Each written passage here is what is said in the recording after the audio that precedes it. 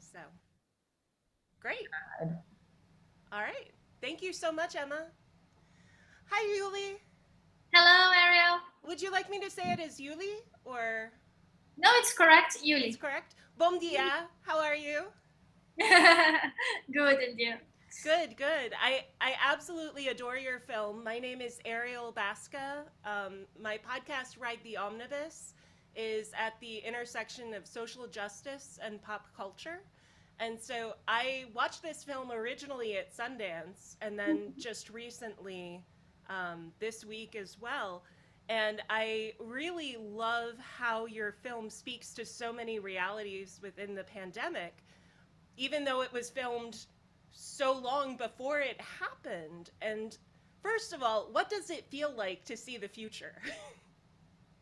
Yes, it's. I have a second career now. If you want, we can schedule a meeting where I can tell your future.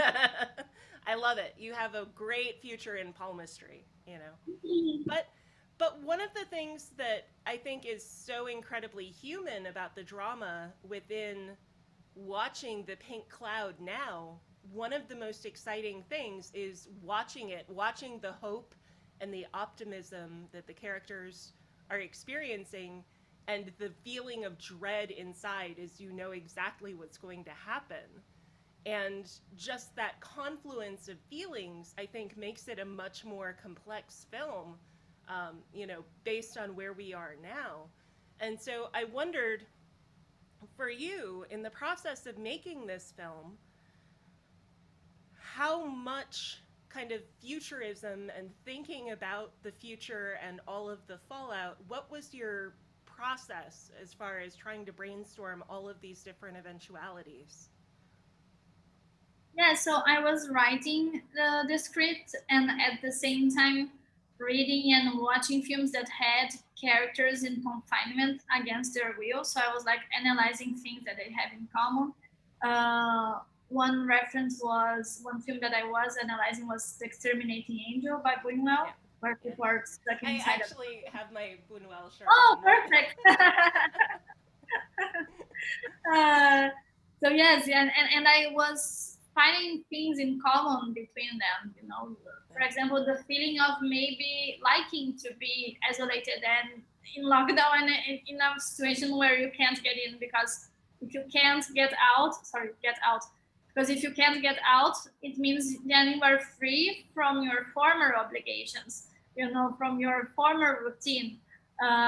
So I was playing with the concept of what emotions, what reactions they could have with this pink cloud. And for me, it was very important that they had different reactions so I could have conflict. And how would Giovanna feel and Iago feel, and what are their differences in the way that they think, or the differences between the things that they want in life. And that creates conflict and it makes you relate. Some days I related during my pandemic, one day I related to Giovanna and other day to Iago, so it depended. And how difficult was it to cast two people who have to go through all these different phases of experience in their life cycle within the film? How hard was it to figure out how to cast that? So Eduardo this did my first short film ever when I was 19 in college. Renata had worked with me too, and they have worked together in theater plays and movies. So we all had a strong connection, and we all trusted, each other, and that was very important because they knew that 90% of the film was them on screen, and they knew it was a big responsibility, and they gave all they had, and it was amazing. So we did rehearsals, we talked a lot about characters and the film, and it was funny that one day Eduardo said like, why are we rehearsing so much, Julie? Are you anxious about the film? And Renata was like, what? We are not rehearsing enough. We should rehearse more. So, even that, and it's already something that you could relate to Giovanna and Iago, that mindset. So it was funny to see. And since I wrote the film already thinking about them, there are some similarities about their personalities that Mm, are on the characters. mm. No, that's incredible. And I have to ask, as far as filming goes, like what kind of freedom did you have within your filming setup at the time that you wouldn't have had, you know, if you had filmed it just a little bit later? Yes, like I'm glad we shot before COVID because I did a post production uh, during the pandemic, and it's so much harder and less intimate and less fun to do things online, you know, and remotely. So yes, the shooting with it was 2019, so it was without masks, and I'm glad it was. I think you know cinema is a group effort, and we knew like when we were calling people like to be part of the crew, we wanted people who were talented and professionals, but also nice people, you know, because we shot in a real apartment. It was not a studio, so we didn't want anyone who would be always in a bad mood or screaming or you know being angry. So we're like, okay, let's you know make this set the the best vibe that we can. Yeah. And is there one part of the film that affects you now in a way you didn't expect at the time when you recorded it? Like, is there one part that for you makes it more meaningful? Yeah, I think maybe Iago's relationship with his father, Mm. because I have friends, it's not my situation, but I have friends who had fathers who had, you know, who are in a worse health situation. And it was that desperation of like, I want to visit him, but I may give him COVID. So it was a terrible situation for everyone who had, you know, relatives or friends who were sick, but then you can't go to visit him. So I think that struck a friend of mine who has a similar situation. She said it was very emotional for her, those scenes. So I think with the pandemic, that one was already sad and difficult, but I think with the pandemic became more. Yeah, no, definitely. I mean, that part especially hit me hard watching it a second time. When I watched it the first time, I don't think it hit me anywhere near as hard last year as it did this year. Specifically thinking about all the people I know, including myself, who have disabilities and, you know, are unable to access the care that they really need Mhm. in exactly the ways that you would expect. And I love the way that you explore that within the film.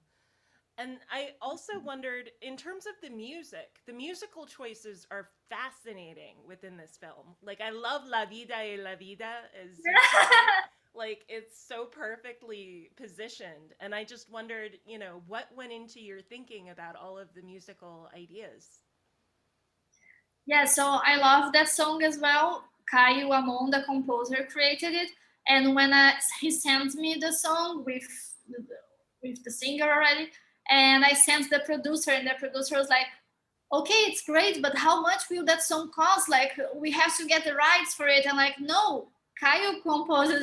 It's our song," and she's like, "I can't believe it." So, yes, no, I love that song, and our reference was Que Será Será by Doris Yeah, Day.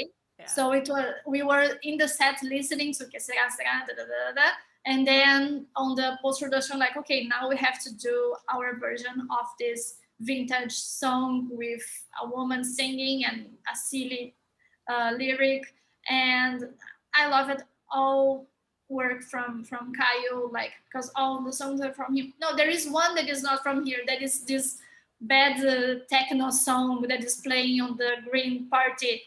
That we found that song on the internet, and it was bad in a great way. So the editor, and it was free, like the rights were free. So the editor and I was like, okay, we really want to keep that one. The others we will compose. But yes, no, the work with Kyle was amazing, and we needed songs that the main team. We needed a song that gave the feeling of passage of time, of longing and boredom without being boring.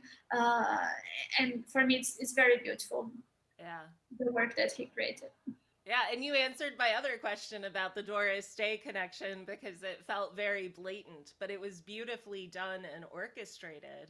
And I also wondered, when you look at other pieces of music within it, like even when they're singing Happy Birthday to the Cloud, like I'm always kind of fascinated by the way that that fits in with the storytelling as a whole. And so I just wondered, for you, like, is there an overall thought to how you piece together story and music on the whole? Sorry, what was the beginning of the question? Well, no, I was just wondering, like, do you have a philosophy of like how to connect music and story on the Ah, whole? yeah. So, for example, La Vita, we wanted a song who brought irony to the sequence. You know, it was this musical sequence when they're like, okay, let's stop fighting and let's make the best of the situation. And then they're doing everything online. He's fixing the washing machine with a technician online. She's trying yoga online. They are cleaning the apartment. So it's like this beautiful life in the pink cloud, but it's not, because there is this irony to the situation, everything being online. And and every a lot of people saw themselves in that scene, like, oh, I did yoga online, oh, I did, even doctors online. So it was not part of our reality, but now it is, um, still is. So yes, the song was very important to bring the irony, and because it is a drama, but there are small touches of humor in it. And it depended, in some festivals people were laughing a lot, and it was like a comedy. So it is, we have this dark humor in it.